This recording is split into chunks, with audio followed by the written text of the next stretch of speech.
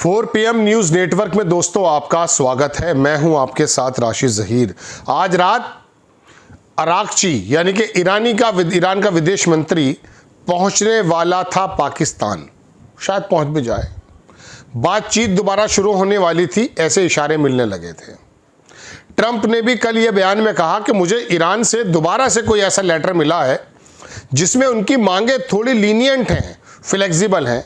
Trump के ऊपर हमला हो गया। ट्रंप व्हाइट हाउस में एक डिनर के अंतर्गत लोगों को संबोधित करने वाले थे। बड़ा खुशगवार माहौल था। उनके तमाम मंत्रीगण और तमाम जो मेहमानात थे वो मौजूद थे। गोलियों की तड़तड़ाहट से हालात दुनिया के बदल गए। किसने गोली चलाई है, कौन पकड़ा गया है, ट्रंप ने क्या कहा है, वो मैं आपके सामने रखने हाजिर हूं। लेकिन बड़ी खबर यह है कि गोली तो किसी के लगे नहीं। एक आदमी, उनका जो हिफाजती दस्ते का एक बंदा है, उसके बारे में शुरू में खबर आई कि मारा गया है, फिर कहा गया कि वो जख्मी है। उसके अलावा सबसे बड़ा नुकसान ये है कि वो जो बातचीत होने वाली थी या होती, वो शायद अब ख़त्म हो जाएगी।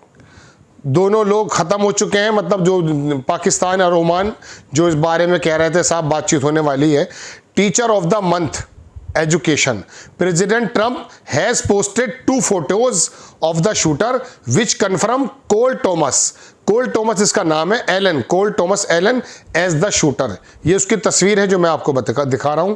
एक वीडियो दिखाऊंगा आपको, footage showing vice president JD Vance and president Trump being unheard out of the dinner.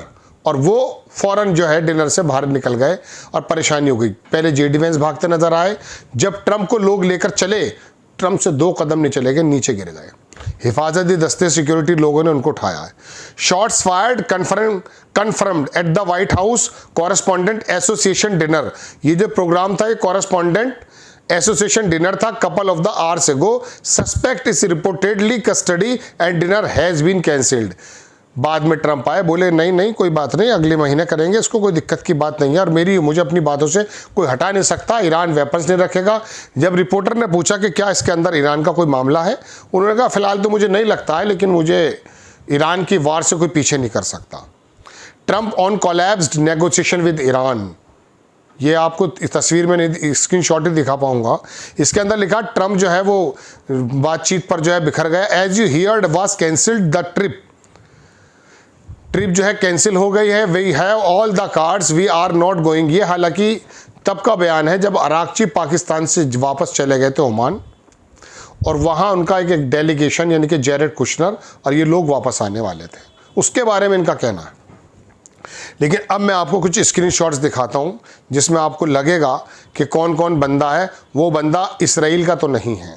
तस्वीरें दिखाना शुरू करता हूँ यहाँ से। आपको देखें आप, ये ज़मीन पर जो लेटा हुआ ये सीसीटीवी की तस्वीर है, उसे उसी वक्त पकड़ा है। ठीक है, ये जो है भागते हुए राइटर्स की खबर है, जो लोग भागते हुए नज़र आ रहे हैं।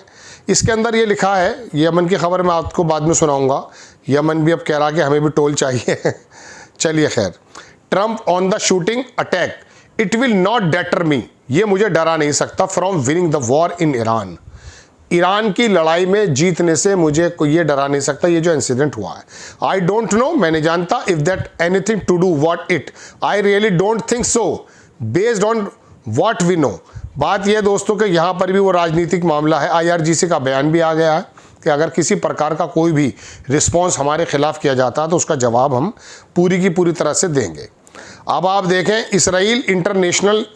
इसराइल का जो टीवी है वो ये बताना शुरू कर चुका है कि ये जो बंदा पकड़ा गया है ये दरअसल ईरान का प्लांटेड है। Israel International is trying to blame Iran for incident at the White House, a new information campaign. नीचे देखें, अगेंस्ट, ये पूरा नीचे लिखा हुआ है, टीवी की मैं तस्वीर भी दिखाता हूं आपको। Against the backdrop of the incident white house के इस इंसिडेंट्स के पीछे इसराइल का जो इंटरनेशनल टीवी चैनल है उसने बिगन एक्टिव इंफॉर्मेशन कवरेज, उस कवरेज की एक्टिव इंफॉर्मेशन बतानी शुरू कर दी और क्लेम कर दिया और launch to wave of the accusation trying to link the incident with Iran से जोड़ करके इस तमाम चीज़ों को जो बता दिया उसने कि ईरान का मसला इसके अंदर है। अब आप दोनों तस्वीरें देखें, ये मैं कंफर्म नहीं कर रहा हूं, सोशल मीडिया पे चल रही है। Photos of the attacker on Trump in IDF shirts posted on social media. ये जो आपको निशाना दिख रहा है इसराइल डिफेंस फोर्सेस, ये पहले का फोटो उसका है, ये पहने बैठा है बंदा जिसने गोली चलाई है। कोल Elon had a picture of himself on Instagram in the IDF sweatshirt before his profile got removed। इसके रिमोट होने से पहले ही ये वाली तस्वीर मैं आपको दिखा रहा हूँ जो लोग बता रहे हैं।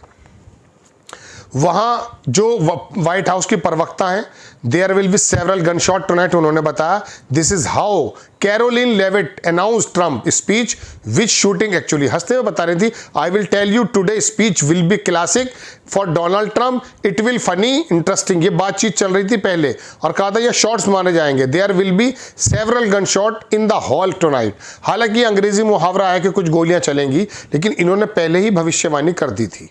Promise the White house press secretary in great mood not knowing that her word would become prophetic. किसी को नहीं पता था कि इसके मुंह से निकली हुई ये बात सच्ची होने वाली है। तस्वीर दूसरी देखें पूरी, एलन कॉलन ये जो भी बंदा है ये इसराइली बताया जा रहा है, ये गिरा हुआ बंदा है। चलिए खैर, अब ट्रम्प के बयानात भी आ गए, वो पूरी बात मैंने आपको बता दी है, ये भी मैं आपको बता चुका हूँ। दोस्तों बात यह है कि अब जो ये अरागची वापस पाकिस्तान आने वाले थे, सवाल ये है कि ये वापस आएंगे। सवाल ये है कि जो पाकिस्तान का अंदर इस अमेरिका का बंदा आने वाले थे वो आएंगे, बातचीत आगे चलेगी।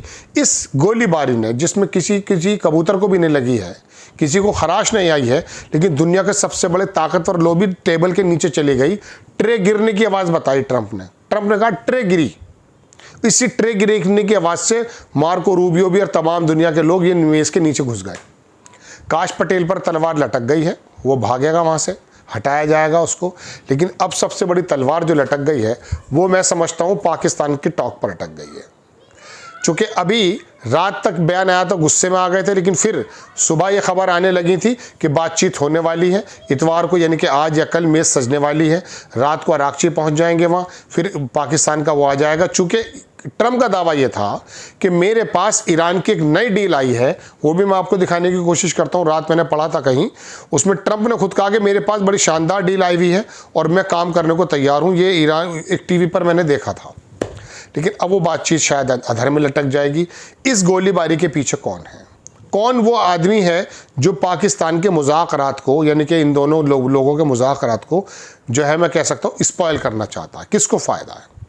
ये डीप स्टेट है, ये वो मुसाद के लोग हैं, ये वो यहूदी ज़ायनिस्ट हैं, ये क्रिश्चियन ज़ायनिस्ट हैं जो नहीं चाहते कि ट्रम्प किसी भी तरीके से आगे बढ़े। एक तरफ ट्रम्प अपनी इक्तसादी यानी कि इकनॉमिकल हालत को ख़राब होते हुए देख रहा है, पेट्रोल और गैस के रेट महंगे हुए देख रहा है, दुनिया का तवाज़ुन पलटते हुए देख रहा है। दूसरी तरफ उसका मन करता कि मैं इसमें के अंदर कोई ऐसा ब्रेक थ्रू कर दूं कि ईरान से बात हो जाए, फेस सेविंग मिल जाए। लेकिन तीसरी तरफ तो वही लोग हैं जो लबनान की उस सीमा तक पहुंच गए हैं जो ग्रेटर इसराइल तक जाती है। जय हिंद।